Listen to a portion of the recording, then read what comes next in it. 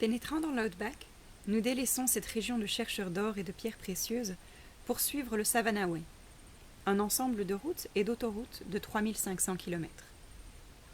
Il traverse l'outback en allant de Cairns jusque Broome, de la côte est à la côte ouest. Les villages sont limités. L'essence et les provisions doivent être pensées à l'avance, achetées principalement dans des roadhouses de ravitaillement. L'immensité est notre lot quotidien, sur des heures et des heures de conduite, sans rien voir que les arbustes secs, la poussière, le plat de l'horizon. Dans les airs, les carnassiers de l'outback planent en cercles répétitifs. Nous observons vautours, aigles et busards le long des routes, déchirer, arracher et engloutir la viande crue.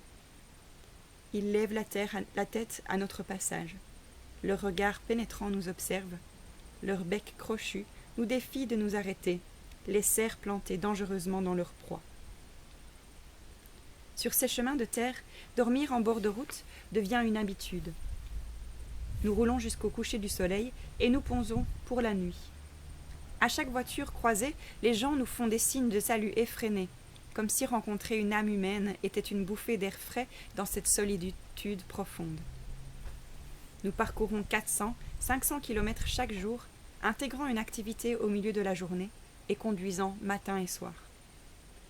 Le long de ces étendues uniformes, les heures s'écoulent lentement. Mes pensées se perdent, tandis que la playlist de Jacek tourne du matin au soir.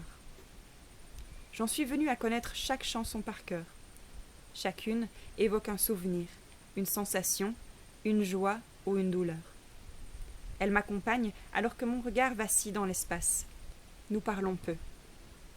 La chaleur nous suffoque. De jour comme de nuit, il fait entre 35 et 40 degrés.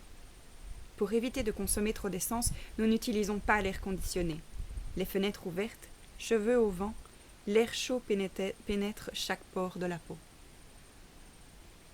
Dans un espoir de trouver un peu de fraîcheur, Bujamula National Park arrive en vue. La nuit, le silence, la beauté d'un ciel rempli d'étoiles, quelques grenouilles et crapauds. Je respire dans la chaleur sèche du soir. Tandis que Jacek lit, je me perds dans une méditation contemplative de la Voie lactée. Pas de pollution lumineuse. Les étoiles brillent d'une telle intensité. Je me sens proche d'elle, proche de mon frère. Mes pensées s'échappent et disparaissent pour m'envelopper d'énergie. Une étoile filante parcourt le ciel. Elle s'éteint, mourant à la surface de l'atmosphère. Je souris.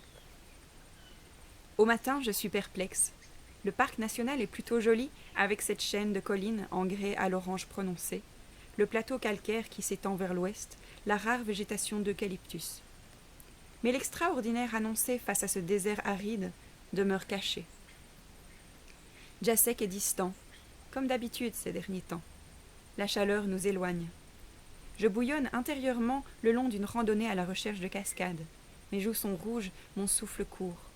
La roche est en fusion et l'ombre se fait rare. Jacek marche au devant. Impossible de parler. J'envisage de faire demi-tour lorsque la pente s'aplanit enfin. La tête qui tourne, je fais une pause. Un cri de surprise m'échappe. Une oasis se dévoile à nos yeux en contrebas. Surpris, nous rions comme des enfants. La rivière serpente à travers Lone Hill Gorge, dans un épanouissement de végétation.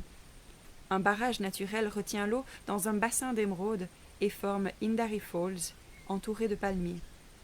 Quel contraste!